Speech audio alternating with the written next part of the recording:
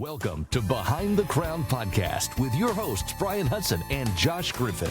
Sit back and enjoy these great stories and memories of the Kingsmen Quartet. Welcome to this great episode of Behind the Crown Podcast with your hosts, Josh Griffin and Brian Hudson. Brian, how you doing today, sir? Man, Josh, I'm doing great. What's going on in South Georgia? It didn't get out in the 50s today. It's been cloudy, drizzling rain. Usually it's about in the 80s or 90s this time of the year, and I got a hoodie on. I got my Kingsman hoodie on tonight. I saw that. Yeah. That's pretty full-time looking. Yeah, that's right. I don't have a Kingsman. Well, I've got some old jackets from the 1990s down there, but I don't have a full-time one like that. So, well, I'll have to break out definitely that full-time one that you blessed me with a couple of years ago. Okay, yeah, that personalized Brian Hudson jacket. Yeah, that's right. Yeah. That was a big winter coat that Ray Dean had bought us back in the day. But anyway, if you're just joining us, this is the Behind the Crown podcast, and this podcast is dedicated to the message, the men, and the music of the mighty Kingsmen Quartet.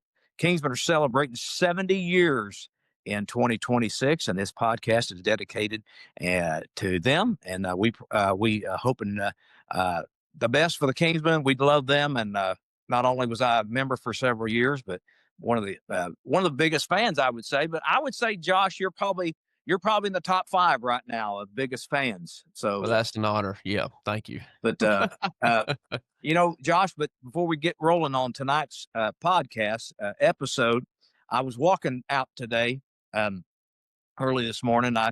Our house is kind of beside a creek, and I was out walking, getting a little fresh air, and I looked down and there's something in the water, and I get down in there and there's a bottle, bottle inside, and it's got a little cork, and there's a piece of paper in this little bottle, Yeah. So I pull the cork and I look in there and it says, "What is the piece of useless information for the podcast tonight?" So somebody put a message in a bottle. Josh, they're coming from everywhere. Everybody wants to know what the piece of useless information is. So lay it on us tonight, Josh. What is it? All right, it's very interesting. Temperature around the nose jumps up when a lie is being told because of increased anxiety and blood flow. Yeah. So say that one more time. The temperature around the nose increases when a lie is told because of increased anxiety and blood flow. Yeah. Oh, okay. So Pinocchio's, his grew. Yeah. So I guess those humans are just our nose gets hot. Or around the nose gets hot. I know a few people who their face gets all red, and that's why, because they're they like to fib and stuff, Yeah. That's pretty interesting. Okay. Yeah. Well, we love these pieces of useless information. They help us get on to the next week. But Josh, speaking of useless information, I found one. Okay. All right. I found this another day. Let's do it. Yeah. I thought, well, I'm going to have to share that on the podcast because this is pretty interesting. So both you guys, of course, we've not introduced our guest yet, but he can do this while we're doing. So if you're sitting in a chair, and those who are watching on the podcast, or if you're listening or watching or whatever you're going to do, if you're able to raise your right foot, you're sitting in a chair, raise your right foot. Okay. All right. Now do clockwise circles with your right foot. Okay. Do clockwise circles. Okay. Yeah. At the same time, you're making clockwise circles with your foot, with your right hand, write the number 6 in the air. And your leg will change direction. Yes, it will. If you're going clockwise, if you do a 6, it's going to, ain't that crazy? That is. That don't make no sense. I read that the other day and I said, I'm going to try that. So I raised my right foot and I'm doing clockwise and I do a number 6 and there it goes. The foot, my leg goes exactly right. I think that's cool. That is. That is. That's a good piece of useless information. That is a very good piece of useless information. If you like to watch the podcast, like friends of mine, like Troy Cadell and Bruce Kittle, they use a watch while they're driving. Don't try that at home. If you're driving, don't try that in the car. You don't want to take your foot off the gas or the brake and try that. Yeah, don't try that. Yeah, don't try. Just wait till you get somewhere idle. Yeah. Yeah. When you get the situated. Yeah. Well, Josh, who is our special guest tonight for the podcast? Yes, I tell you what, this young man here, and I can say that because I'm older than him. That's surprising too. But anyways, this young man here was nominated for Favorite Young Artist I know this year and maybe in last year as well, but the bass singer for the Mighty Kingsmen Quartet, Brady Jones. Good evening, sir. How are you? I'm doing good, guys. How are you? Doing Good. great, Brady, man. Thank you for joining us. Yes. We have been anxiously waiting to get you on the podcast. I think one more member. We got to get your boss, Brandon. We'll have Brandon here in a few weeks, and so we've got all the current guys, and but you're doing a great job, and I know your time at home was very valuable. So we appreciate you joining us tonight. So. No problem. I'm thankful. I've been excited to do this, but I'll tell you what, if you want to get Brandon, just offer him a Dr. Pepper. He'll be Yeah, he's a Dr. Pepper man. Yeah, he's a Dr. Pepper man. That's right. And I will say before we start asking questions, we posted on Facebook about you going to be interviewed tonight. And by far, since we have been doing this podcast, by far, you have received the most questions of any Kingsman, past or present. I mean, it blew me away. I'm thinking, wow. I mean, legendary guys. Yes. Get half the questions that you got. So I mean, this young man you is very got some popular. fans out there, brother. I mean, serious. I've got hecklers, is what it is. I'm a heckler. Well, yeah. Oh man. If you're a Kingsman, you've got a heckler for sure. You know. But, so goodness. Thank you once again for joining us tonight. Yes. You're going on 2 years of being a Kingsman. That's pretty. It probably feels like you've been there 10 years more than 2 years. You know. Man, it's flown by. I'm in December, on December the 31st. I'll start my 3rd year. Wow. Okay. 3 years. Okay. Yeah, it wasn't too long from now when I got the first call saying, "Hey, come out and see us." And wow. I'm approaching that 3-year mark, and that's crazy to me. But that's awesome, man. You're doing a great job. Well, we always ask, one of the first questions we ask all the members who we're interviewing. You know, you didn't just wake up on the Kingsman bus one day. We're curious about how you really got your start, where you got your start for your love of music. So kind of take us back a little bit, listeners and us, Josh and I, and tell us kind of where you got started for your love with music. Well, you know, I grew up in a family that sang. You know, my grandparents, they sang, and my dad, my uncle, and you know, they sung in church, sung gospel music. You know, I grew up hearing stuff like that, hearing harmony, loving it. Just wanting one day to be able to do that, fill in that 4-part harmony. Right. And so, you know, that's kind of where it started. Ever since I was a baby, everyone that held me would sing to me, sing songs. And so I grew up listening to gospel music. And so the Kingsmen, one of my favorite groups to listen to. And so that was always something that kind of laid the foundation for what I wanted to do. And it was never just singing bass either. I just loving to sing. And so learned to sing harmony, learned to sing tenor and baritone and bass. And when I was younger, alto. Wow. Yeah, it's just something that I always wanted to do. And so as soon as I kind of started to get where I could sing a little bit, you know, I learned a little bit on the piano, learn a little bit on the guitar. And so I just love music. And so that was kind of in my blood. Yeah. That's pretty awesome. That's good. Brady, go us back all the way 3 years, about to be 3 years ago. Tell us about your audition with the Kingsmen, sir. Well, I had actually, I'll start just a couple weeks before that. Yeah. I had been traveling a little bit with the Chuck Wagon Gang, playing guitar and singing a little bass. And you know, I had an absolute blast. I loved it. I loved the music, the songs. And, but I really felt, that I was a quartet man, you know, and so I had stopped doing that. And it wasn't 2 or 3 days after I had had expressed to Shay that I felt like the Lord was leading me in the direction of being in a quartet. Okay. That I got the call from Alan. Okay. And he said, "Listen," he said, "we want to talk to you about something. We want you to come see us in the next few weeks, month or so." And it was probably in November. Okay. Late November. And so the next night they were down Hayden, Alabama, at Evan Bradford's church. Yeah. Okay. Okay. And of course, I didn't know what they wanted to talk to me about, but I had an inkling, and I Yeah. knew that I wasn't going to let anybody else find out that they were probably looking for a bass singer. And so I drove 5 hours down there the next night Wow. to talk to the guys, and they said that Drew had decided to come off the road and spend some time with family. And so they told me, said, next month, we're going to be over in North Carolina. Yeah. And we want you to come and try out, sing the whole concert. Okay. Okay. And Yeah. gave me a list of songs, and I went the next month and tried out. I knew all the songs anyways, but I went and tried out and had a blast. And we sat down that night with Ray, and he told me, he said, we've had quite a few people put in for this job, so just keep that in mind. And I was like, okay, And Brandon talked to me that night. He said, would you be able to fill in starting in the new year? And I was like, yeah. Yeah. So I started filling in December the 31st. Okay.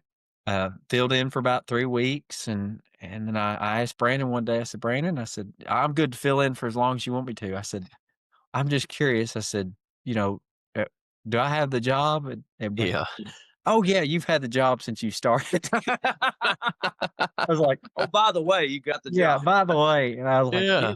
Pressure's off. Yeah, I have the job security now. Oh, good. Oh, goodness.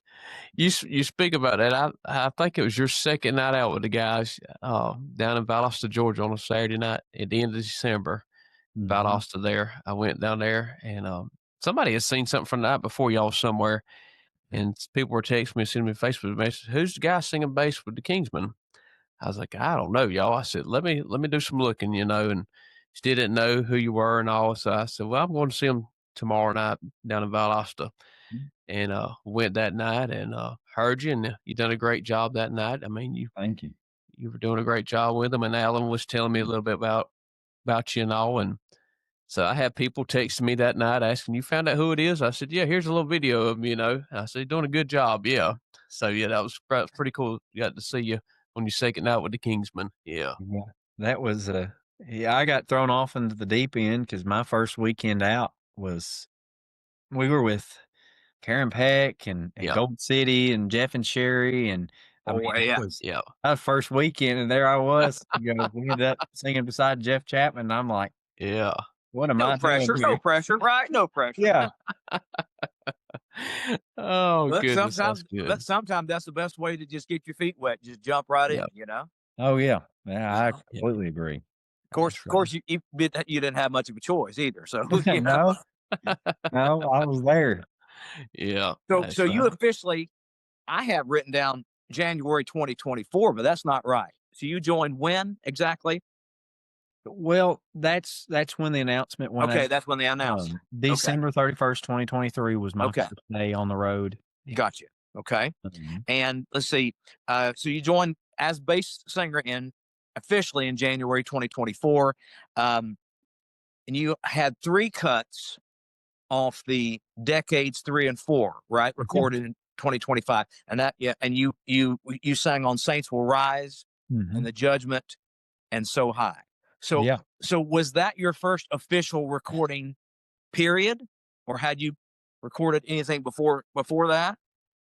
That was my first. I would call that my first official recording. Okay. Now I do have a little bit of. I went to school in Nashville for college my first semester, right before going with the Kingsmen, and as a little project to some buddies that were in audio engineering, we did a Christmas album. Okay. So speaking of those 3 songs, Saints Will Rise and Judgment So High, 2 of those being, bass singer features, Saints Will Rise, and I think Ray Dean joined you on that, didn't he? On one of the last choruses or something.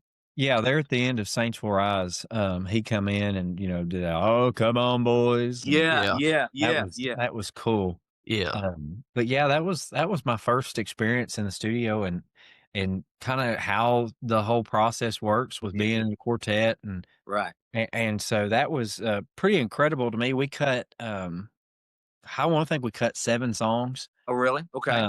3 to be put on that Decades project, Yes. Okay. and then we did 4 others as single releases on streaming services. Yeah. Yeah. Made News in Heaven, Go and Tell Somebody, I'm Saved, Wish You Were Here. Yeah. Okay. Okay. Wow. And so that was and to come in and get to sing iconic songs like that Yeah. right off the bat, it was crazy. It was awesome. Yeah. It was probably a little overwhelming too to think, okay, I'm, singing these legendary songs, and they're certainly cool, especially if you grew up on those songs, or they were just songs you heard all your life, and to get to sing on them. So Yeah. And I know the big thing with me in the studio that first time was because there were songs I had grown up listening to Ray sing. yeah. Everything that I was trying to sing was exactly the way Ray sung it. Yeah. And so I know that we kind of tried to mix some things up, change some things, just because they really kind of wanted me to do some things my way. Yeah. Yeah. And but still honor the history, the legacy Right. behind those songs, and what made those recordings iconic. Oh yeah. Yeah. That's Yeah. right. Well, that's one thing the Kingsmen have always been known for. When they bring somebody in, they want you to be you. Yeah. They want each guy to be his own individual self. They don't, they want to honor, especially if it was a song they cut before at some point, they want to honor that. They also want you to put your own spin on it and put your own take on it for sure. But and you guys are also, is the new album that coming out? I mean, is it finished yet, or still in the process of being? Let's see, what is today? It's being worked on right now. Okay, I think. gotcha. So they're finishing up kind of the final touches. Okay. All the vocals are done, all the instrumentation, the orchestra, all that fun stuff. So they're finishing it up right now, and man, it's a heavy hitter. It's I guarantee awesome. Yeah. It's awesome. That probably released sometime in 2026. We're guessing, right? Yeah, looking at February to June. Okay, gotcha. There's some pretty cool things in the works that go along with that, but we also really want to get some of those singles out and show people that this is something that's going to be really neat. That's awesome. That's right. That's wow, awesome. that's cool. Brady, different people asked on Facebook, like Blaine Rayleigh and several others, and we'll go ahead and ask it now. Do you have a favorite song you like to sing on stage? Or what would be your favorite? Yeah. That's a tough one. Most of my favorites have no bass step outs. Okay. Now maybe that's why they're my favorites. But I love singing, Beautiful Home, God Made a Way, stuff like that. Love Will Roll the Clouds Away is probably my favorite feature when we get to do it. Just one of my favorite songs, probably Kingsman songs of all time. But I love The Cross Is Won Again. Yeah, great song. I think it's one of the most powerful songs we do. I absolutely love it. I've been loving Scars in the Hands of Jesus lately. Yeah. With Harold coming back, man, it's great. But those, it's hard to pin down one. My favorite's probably Love Will Roll the Clouds Away, but I love Cross Is Won Again too. Yeah, I remember when they first come out with that. I'm guessing it was 91 or 92. I can't remember exactly when but the first time I heard that, it blew me away. I mean, just great. Written by Larry Gatlin, Yeah. Great song. Great song. Yeah. Well, what is your go-to snack on the bus? Most Kingsmen that riding up down the road, man, they had a go-to snack. So what is your go-to snack on the bus? I've been doing really good about not snacking. Okay. Bit. Now, I say that I just recently discovered something that's probably going to be the end of my dieting and not snacking, and that is these chocolate-covered strawberries. Oh, frozen. Yeah. Oh, okay. Frou, whatever. And I don't know that I'll ever be able to go back to not eating them. I'm eating them every night. I'm going in any Walmart. It's bad. But before that, peanut butter crackers. Yeah. Okay. I didn't break into chips. Some people eat jerky, and trail Yeah. mix, I think, is just an abomination to snacking. But that's Amen. Amen. Well, I love that stuff, man. I love it. I'll be praying for you. But Well, one thing somebody made for us once, I'm thinking it was Oklahoma. Some lady had brought these things. They're called firecrackers. They're saltine crackers, okay? And you bake them, you put them in the oven, and then you get them warmed up a little bit, and then you take red pepper flakes, Ooh. and you put some. I think you spray oil or sprinkle oil on them, then put these red pepper flakes. And then you put it back in the oven, and it bakes that red pepper flakes into the cracker. They're called firecrackers. Now you need something to drink because after about 6 of them, your mouth's on fire. But they are so addictive, man. They're called firecrackers. Wow. So maybe after this podcast, a fan will hear that and say, "I need to make those guys some firecrackers." Yeah, there you go. So, but anyway, so that would be pretty good. Yeah. it's good. So, they sound delicious. So Brady, what is what is one of your favorite things about being on the road?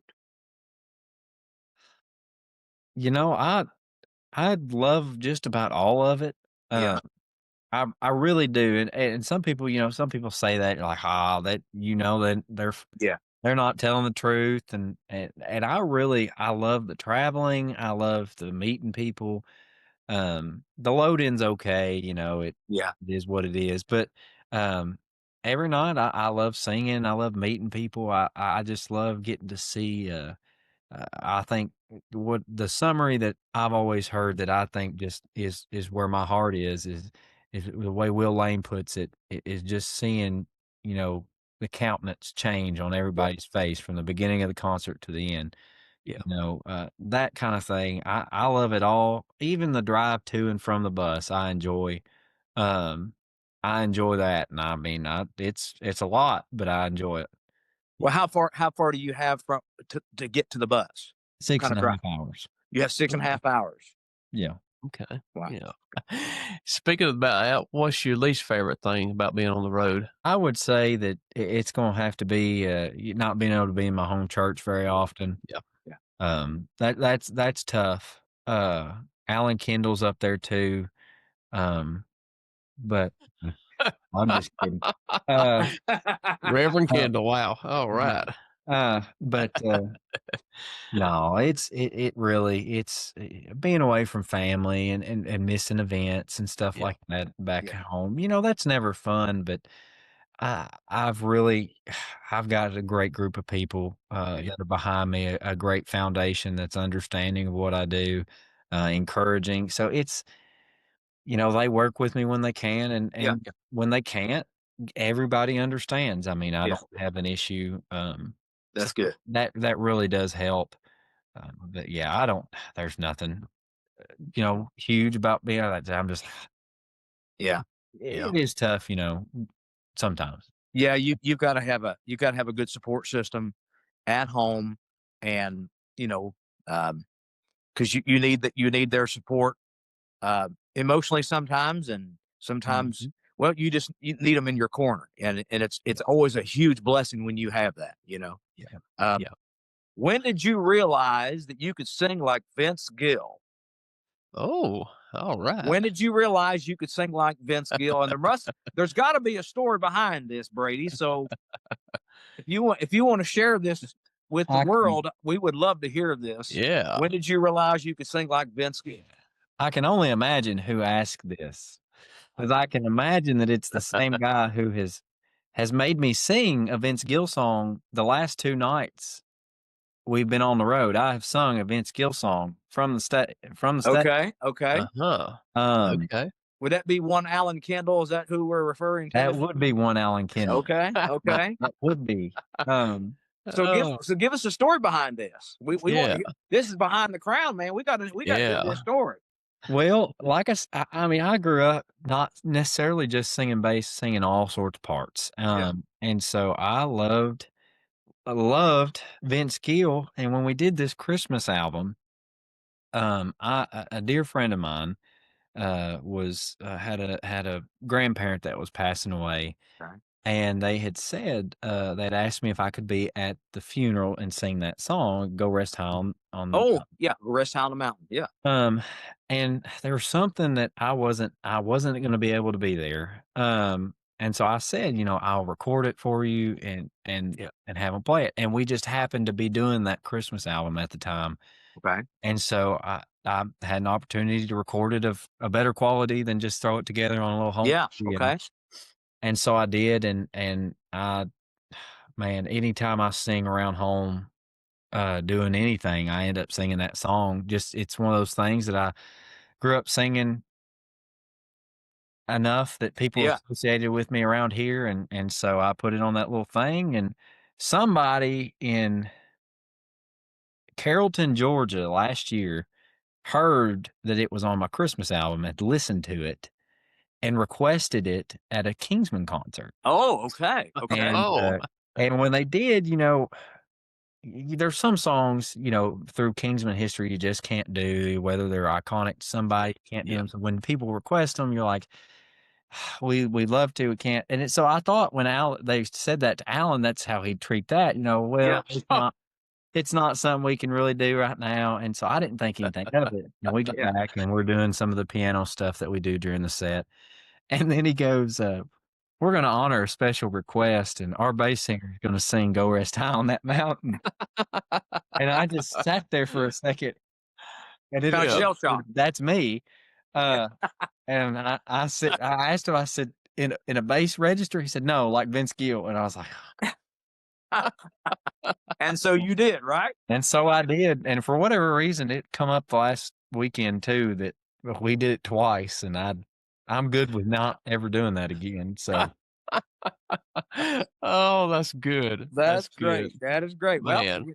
Well, when I was told to ask that question, I said, "Well, I'm going to have to ask the rest of the story because, you just can't throw a question out like that and not get the behind the scenes of it. We got to That's know." right. Oh, that's Well, good. let me ask you the next question, and then we'll turn it over to Yeah. Josh. If you could pick 3 other singers to make up a quartet with you, of course, if you want to sing bass or you want to sing lead, if you could pick any 3 singers, past or present, just so you could just sing a song with, just I would say that it would have to be, I might have to, this is tough. Because I know I'm probably just going to have to play triangle or something. Because I'm going to have to say that Danny Funderburk, Glenn Payne, George Yonts, and Mark Trammell. okay. I mean, if I could sing soprano with those 4 back, I mean, Yeah. that would be. I don't know that I could stand in the place of any one of those and without wanting to sing with the one that's left out. Right. So I'll play piano or triangle or something. Those 4 men right there. Yeah. I grew up. Yeah. Kingsmen were always one of my favorite groups, but I grew up just cutting my teeth on that Cathedrals lineup. Yeah. And with Gerald at the piano, it was that in my mind was what gospel music, quartet music was me. It embodied just perfectly George as a singer and communicator, and that's what I wanted to be growing up. Learning how to sing was to be a singer, Right. and a bass singer, a singer that sings low. Yes. Yes. And so that was and that was just kind of what I always wanted to be like, while also emulating things and being mentored by Ray. I still try to do stuff like that. Yeah. That's cool. That's awesome. Brady, tell us about any of the singers that's inspired you over the years. I know you just mentioned Cathedrals and the Kingsmen, but any others?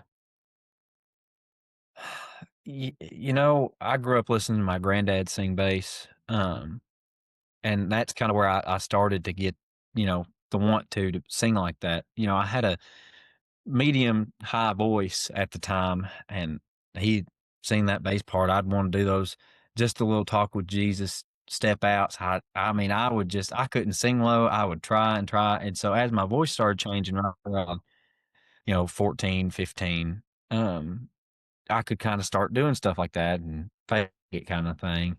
Right. And I always thought granddad sounded like George. And so when I started listening to the Cathedrals, I was like, that kind of sounds like Granddad. Yeah. And then as I expanded my listening of kind of bigger quartets and gospel music, the Kingsmen, the Cathedrals, the McCameys, the Inspirations, all of these groups became groups that I just absolutely loved. And so I'd want to emulate things out of every one of them. Yeah. But my granddad had an influence on my bass singing, as well as George and Ray. I mean, what a mentor, and what big shoes to fill. Because there's, you can say whatever you want to say about any other bass singer out there. I don't think there's a more iconic voice than Ray Dean Reese when it comes to bass singing. I just think that you can never mistake Ray. It's and that's, I mean, he's just, there's a reason that he is the dean of bass singers. Yeah, absolutely. Kingsman fans were very loyal and very supportive of the quartet. And when new people come along, they embrace the new person and welcome them. But sometimes they can say some pretty off the wall or funny things to new guys or the Kingsmen in general. We always ask, can you remember something funny or something kind of off the wall a fan has said to you or asked you?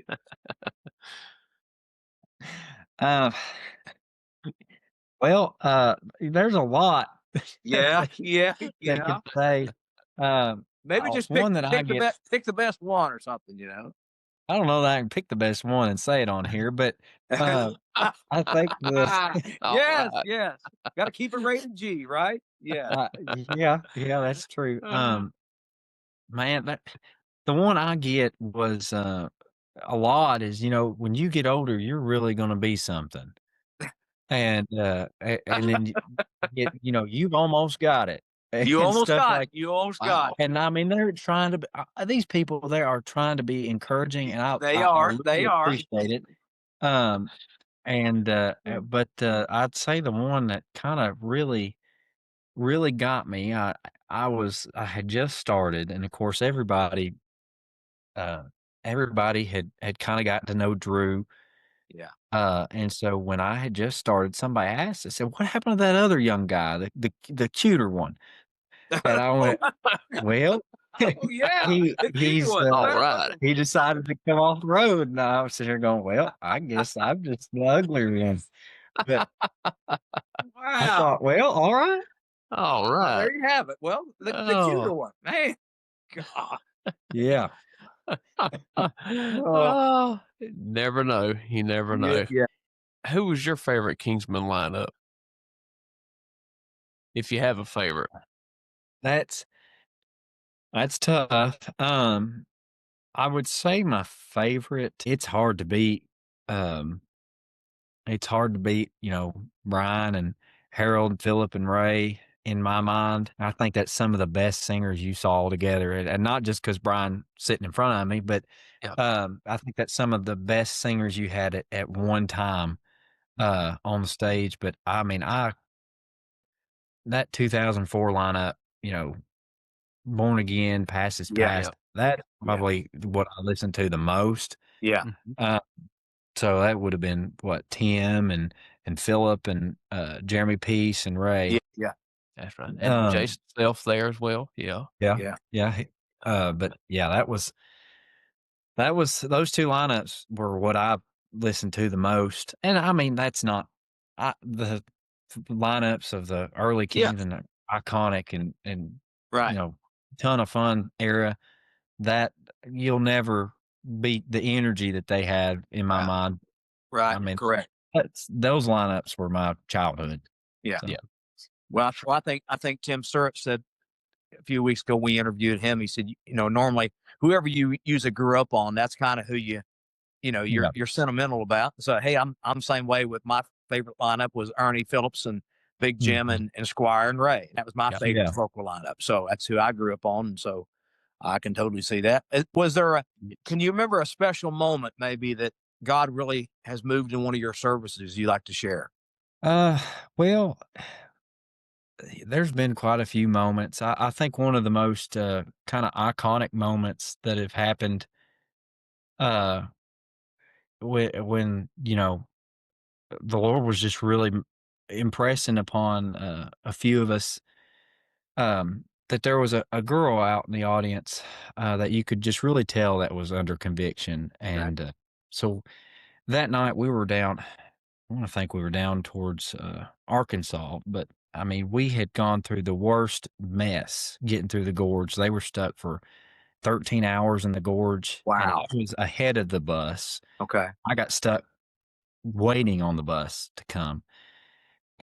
Now, we went through a ton of just obstacles getting to this church. And so we get there and we're all exhausted and kind of discouraged. And, I even said going in, and I'm not usually like this. I just said, guys, I don't want to be here today. And so we got set up and sung, and we could just really, you could see that this girl was under conviction.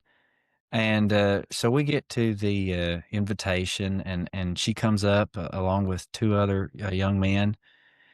And, you know, we get done with the invitation, and they've gone back into the back to talk with the pastor. And I get back on the bus, and man, I'm kind of beating myself up, uh, poor, pitiful me, all this kind of stuff. And I sat there and I out loud, I said, Lord, why am I here? Yeah. And I went back in, and the mother of the two boys come up to me, and she's just, crying and said, listen, I said, my children and my niece, um, they felt comfortable coming up during the invitation. They're lost, and they felt comfortable because they saw somebody their age up there. Wow. Yeah. And I mean, I got back on the bus and bawled my eyes out. But that young lady ended up getting saved that night, and I believe the two boys did too. Awesome. But it wasn't 4 months later, somebody had come up to us in Memphis and said that that mother that had talked to me and the young lady that had gotten saved were in a terrible car accident. And they said the mother had actually passed. Oh no. My goodness. But just to know that, one, the Lord kind of answered me right there. Yeah. But also, if something had happened to that young lady worse, that he had worked something out at that time.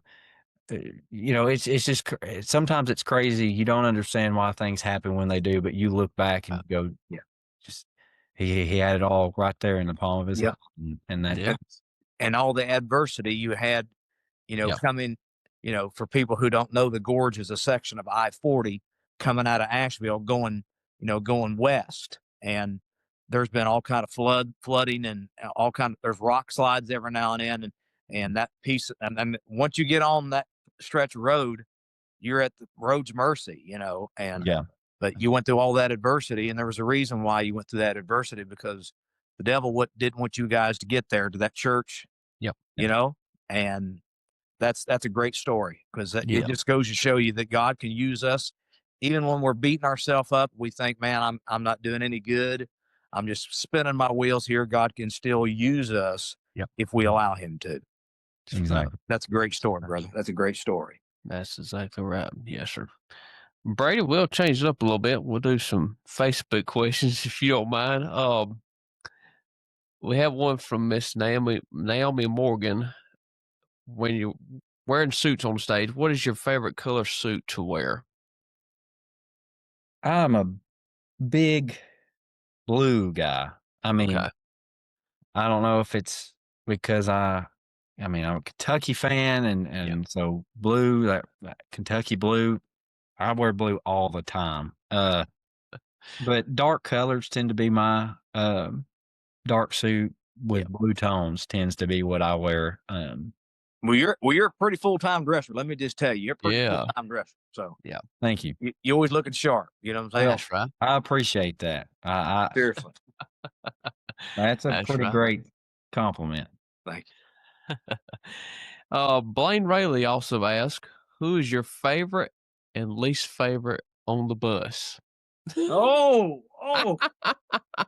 I don't know if you should. I I take don't it think you should answer Blaine. that. I think you should pass on that. Yeah, if you want to send him a message about that, I'll let you do that. Yeah, I don't think That's I'd answer disclosed that. information. Oh, well, No. I'll say this about the guys I try. We have a great team. I mean, there's not a guy on that bus that if I called right now, I said, Yeah. I'm stuck at my house. Yeah. Can't get to the bus. Can you come get me? That they wouldn't drive up from wherever they are, except maybe Harold. And that's just because I don't want him to drive up here. And Well, he's old. He's old. Yeah, he's old. I'm concerned at his eyesight. And yeah. He's got 1 foot in the grave. I mean, he's old. He's an old tenor singer. I'm telling you. Yeah, he's old. And no. Harold, let me interject this. Harold, if you're listening, I'm not saying nothing. Okay. Josh Griffin's not saying a thing, Harold. Yeah.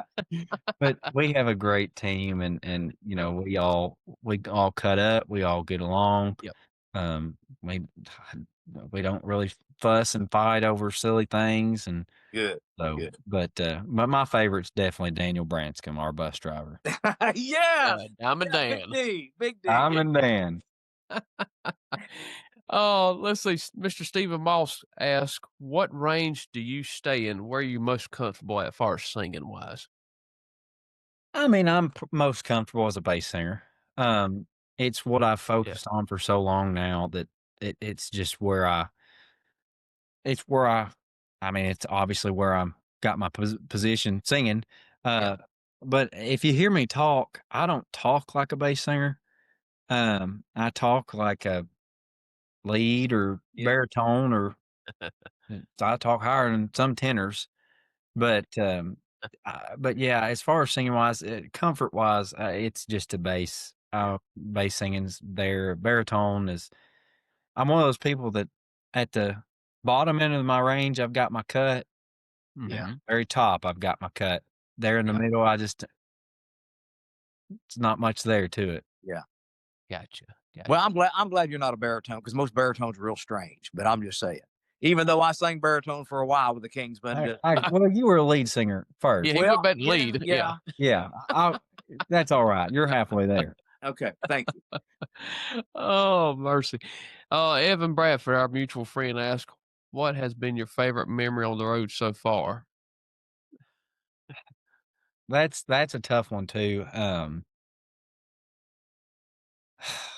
I've gotten the opportunity to meet so many people that I've looked up to, and share the stage with so many people but I'm gonna say probably one of my favorite memories happened a little recently. I host an event here in my hometown, and we had the Kingsmen and Danny Funderburk, Scotty Inman, a group called United that back in the day used to be the Kingsmen Quartet. Oh yeah, okay. And so we had an absolute blast. But there towards the end of the concert, we did some old cathedrals and Perfect Heart stuff. Yeah, with Danny, and I've been a Danny Funderburk fan for a long time. I consider Danny one of my close friends. But I haven't heard Danny sing like how he did in 20 years. Really? I mean, he was nailing it to the wall, and we were all having just the most fun any of us have had singing in a while. And so that was probably one of my most fun. But every time I step on stage at the National Quartet Convention, I have to take a moment, and say I'm here. Just where I dreamed of as a kid, stepping up and looking down, and there it is in QC. I'm here. That's pretty awesome. That's right. Miss Kaylee Redmond asked, "Where did the nickname Brady Bear come from?" My mother told me that if I didn't tell this story, if this was asked, come from my mother. Okay. Said that as a baby, I was just so cuddly. These are her words; these are not mine. As a baby, I was just so cuddly that she said I reminded her of a teddy bear. So she started calling me Brady Bear, and has called me that my entire life. And okay. During, I think it was my Southern Gospel Forward interview, she got on there and said it, and Alan, I think, had gotten a hold of that, and it started introducing me as Brady Bear for a little bit. And it just started from there. I collected about 5 little stuffed bears Oh, wow. that people Okay. would bring me, and so Yeah. I had little Brady Bears, but Yeah. How my about mom that? told me if I didn't tell that story on here, she would come up here and do it, so. Well, we definitely don't want your mama to smack you on the behind or something, you know. So. Yeah. No. That's right. Miss Brianna Harrell says, other than Ray Dean Reese, and then Alan Kendall interjected himself here, other than him as well, who has been someone you look up to for solid advice? You know, the family that is gospel music right now, a lot of people look at it and, see it as sometimes a competition. I don't. I see it as a family. Yep. I immediately upon coming on the road, I made friends that have just been sound, counselors and prayer warriors and things like that. Too many that I could sit here and name off, but um, I guess I'd have to say, Trevor Conkle, Luke Vaught, White, uh, those inspirations bunch. I'm awfully close to. But as far as kind of people I've looked up to, uh, especially kind of industry people, I've always looked up to Mark Trammell, Yeah. Gerald Wolfe, Danny, and every one of them have had a huge hand in my development as a singer, Yeah. but also just as how I want to conduct myself, Yeah. being just a person, and in doing this, how someone conducts themselves professionally and Yes. authentically. Yeah. That's great. Yeah, because you I like your answer because there's about an hour or two that we're on the stage, but Mhm. oftentimes there's more time when you're actually around people and you're not actually on the stage and conducting yourself, especially as a Christian, is to me way more important than anything you do on the stage. That's my personal opinion. So. Yep. That's right. That's Exactly. right. Sam Harmon asked, he wants to know if is it always crazy, and of course there's fun times too, but is it always crazy traveling with Cole, Alan, and Harold? And by the way, how did the tortilla challenge video was hilarious, but how'd that come about too? So two-parter there. Yeah. Oh, me. It's always crazy. I mean, there's something new every weekend. Um, you'll hear about it pretty quick on Facebook, especially if it has something to do with me. It'll end up on Facebook pretty quick. Now, this tortilla challenge, we were sitting there and Brian, you seem to is that the hot chip challenge? Is that what that okay. is? Tell him about no. that, Brady. Okay. Yeah. Okay. So we had these soft shell tortillas, Okay.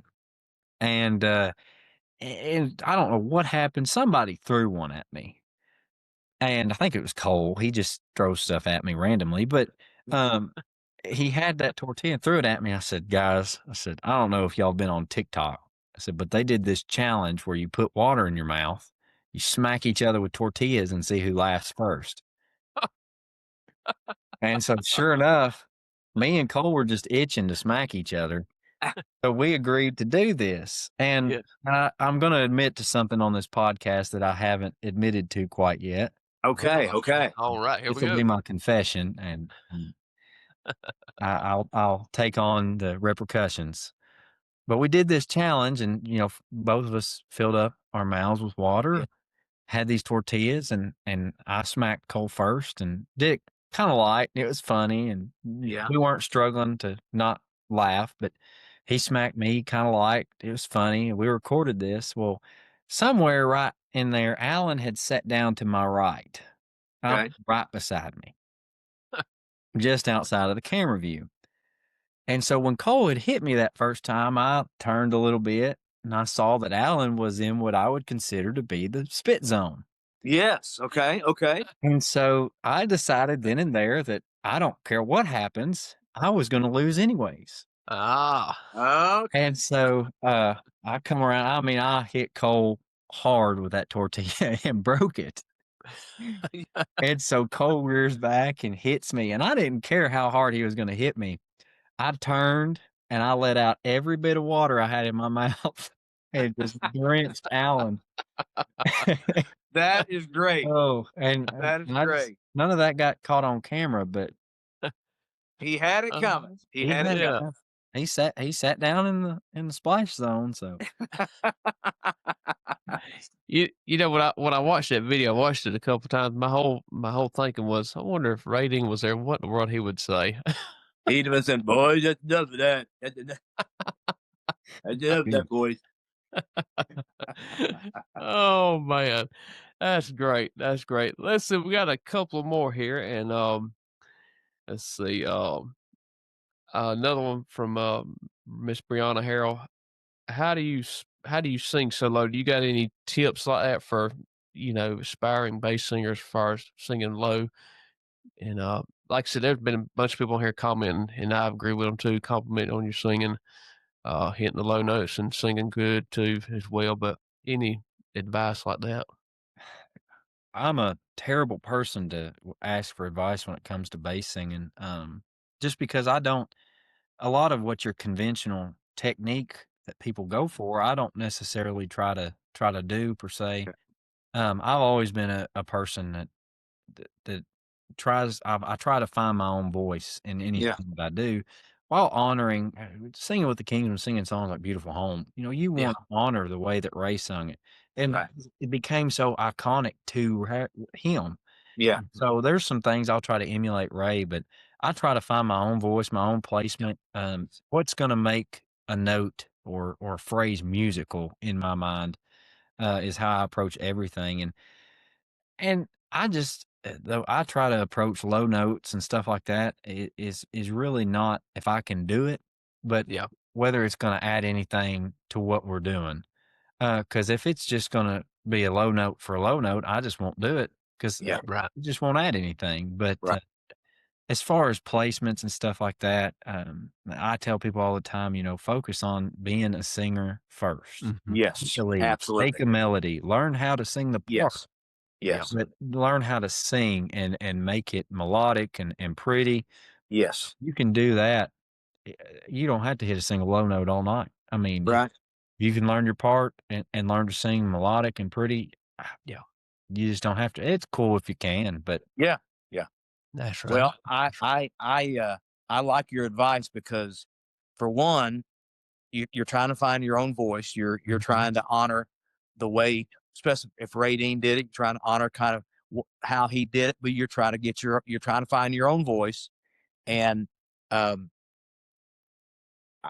like it where you want to be a good singer first, because as you age, bass singers don't really hit their stride till they're about 35. That's when they really hit their stride, when they're coming into their voice. And so I've told young bass singers too, don't worry about the singing low. Don't worry about rattle the building. You just sing well. Do your best to sing good and make it pretty. Make it musical. And like you said, make it musical, and the low notes will come. And that's even for singers who are trying to sing tenor or even in the middle. You try to sing as best you can, and your voice will come along, and you'll find your voice. And the high notes.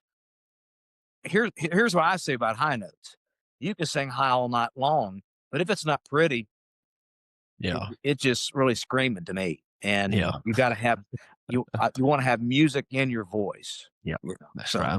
That's great advice. Well, you got one more question for him for the Facebook, Josh? Yeah, let's mention these two right quick. Cody McVeigh, he mentioned how do you feel about saltine crackers and cheese dip? Brian, I understand that from Cody McVeigh.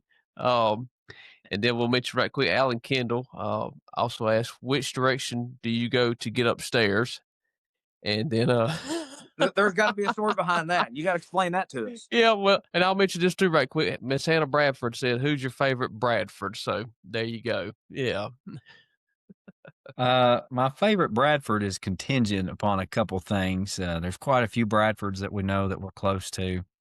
But right now, my favorite Bradford is Robert Bradford. So Okay. I'm going to leave it right there, and Leave it right there. you need to know what that means. But Yeah.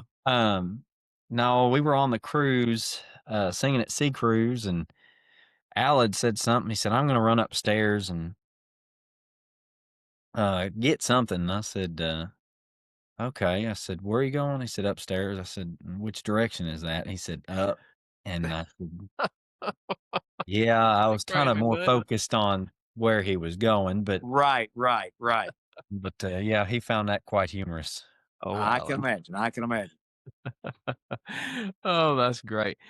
Thank y'all, everybody, for all the fan questions. Y'all did a great job with that. Brian, I'll turn it back to you, sir. Okay. Yeah. What's a great piece of advice Ray gave you? You know, I've not gotten to travel with Ray very much. There's been about 4 times that he's been able to go on the bus with us since I've Yeah. started. But, because of that, I've always tried to go up and see him, sit with him Yeah. for a while, Yeah. call him, and still be just as close as possible, because I think that somebody like that, and anybody that's older like that, is just a fountain of knowledge. Absolutely. And it's not, you can go to people for wisdom about things, and they can give you hypotheticals, but somebody like Ray, there's very few situations he's been through, or that I'm going through, that he's not been through at some point. That's true. Very true. And there's very few things you can come up to him and say, "Ray, have you ever experienced something like this?" And he's not going to say no. He's going to say, "Yep." Yeah. And he remembers every one of them. He can tell you the year, the place. I mean, he's just still sharp as a tack, but he's given me so many tips on singing and things like that, but especially on just how to conduct myself, how to talk to people, how to make a lasting relationship with somebody, and that goes past that concert that night. Yeah. Because at the end of the day, that's kind of all that matters. It's not necessarily the impact you make during the concert, but it's how that impact is going to go past that Yes. concert. What's that? If you're not leaving somebody with something, whether it be, encouragement, or just some sort of impact that changes the way they view something, or relationship. I mean, if you can make a friend, I mean, Right. you can have a friend for life. You're exactly right. So he's encouraged me and helped in so many ways, that goes beyond singing. But stuff like that is just, can't put a price on it. Yeah. That's Yeah. great. That's great. Well, we do want to ask. Back in July, I believe it was, when Harold had announced his coming back to the Kingsmen, you guys were singing in the Smokies, Yeah. and they brought Ray Dean up, and he did a little bit of "Old Ship of Zion," and it looked like the guys on the stage were pretty tore up when he was singing. It looked, Yeah. from what I could tell, the video I saw, that how was that standing on stage when Ray Dean's up there trying to sing that song? You can throw all singing ability out the window. Yeah. And that, I mean, all of us there, we couldn't get hardly a note out. And you know what? That's not what's important, because when Ray steps up there and sings that, Yeah. it's as good as he ever has. I mean, he just, everybody, the feeling that night was unreal. And I don't think there'll ever be a feeling like it. Yeah. Right. Yeah. And because that is a song so closely associated with Ray. Yeah. But it's also just a testimony of how many people love Ray Dean. Yes. And I don't mean, oh yeah, I remember saying they love Ray. They remember Ray. Ray took the time to talk with them. Yep. Ray calls them to this day. I can't tell you how many people to this day come up and say, "I talked to Ray a couple months ago on the phone, And I mean, I'm not talking even about hundreds of people, thousands of people that Ray will call up, and it's amazing. Yeah. And that was a moment that just a testimony of 58 years of Ray being on the road and the impact that he's made on millions of people. Yeah. Yeah. That's an iconic song. Yeah. Sung by an iconic man, for sure. Speaking of being on the road right quick, we'll wrap it up with one last thing. Do you have a good, funny road story that you could share? For this one, I'm gonna have to break out my list here. All right. I try to keep a good log. Now there's funny Yeah. things that happen every weekend. Yeah. But I'm gonna have to be real selective. Oh, because everybody loves a good road story. I mean, oh yeah, man. Brian still got something he ain't shared with us yet. We're gonna have to get him to share, but yeah, oh yeah. I got some, yeah. I've got two here that Okay. Yeah. I think I'll do. Here's a good Ray story. Okay.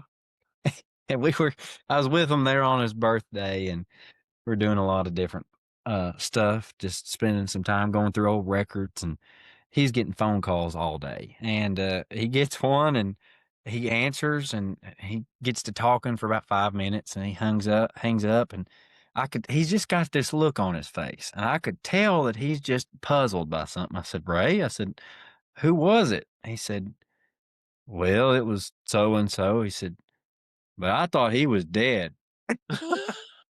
I mean, I like to come out of my chair, and I said, all right, Ray.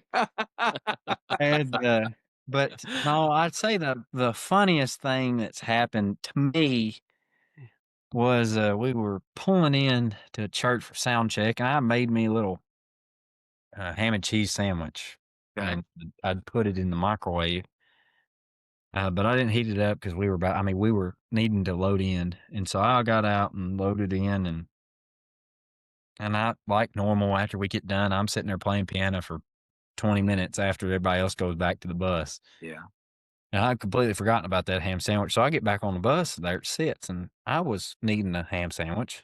And cheese sandwich. So I popped it in the microwave to melt the cheese, and I go back to the back with it. And I'm eating on this ham and cheese sandwich, and I get well over halfway through, and I'm like, this cheese isn't warm anymore, but it's still kind of melted. Okay. It's weird. It was a weird thing. So I open it up, and on this ham and cheese sandwich was the biggest glob of peanut butter you can imagine. Oh. I come up to the front, and everybody's sitting up front. I was the only one in the back. I come up to the front, and I said, who in the world put peanut butter on my ham and cheese sandwich? And when I tell you, every one of them were sitting there just in the floor laughing. And finally, Alan is able to muster the words, how much did you eat? And I said, all but 2 bites. And they liked it. It wasn't that bad of a sandwich, but he was the one that did it. All right. It was Cole Watson.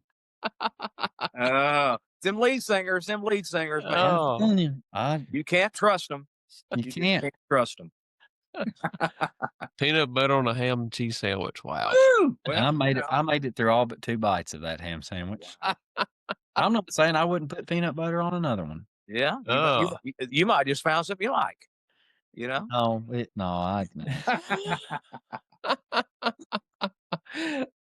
man, that's great. That's great. I tell you what, I learned something new there. That might be something that the people might bring you from now on at the concerts. Ain't no telling, right? Ain't no telling. Ain't no telling.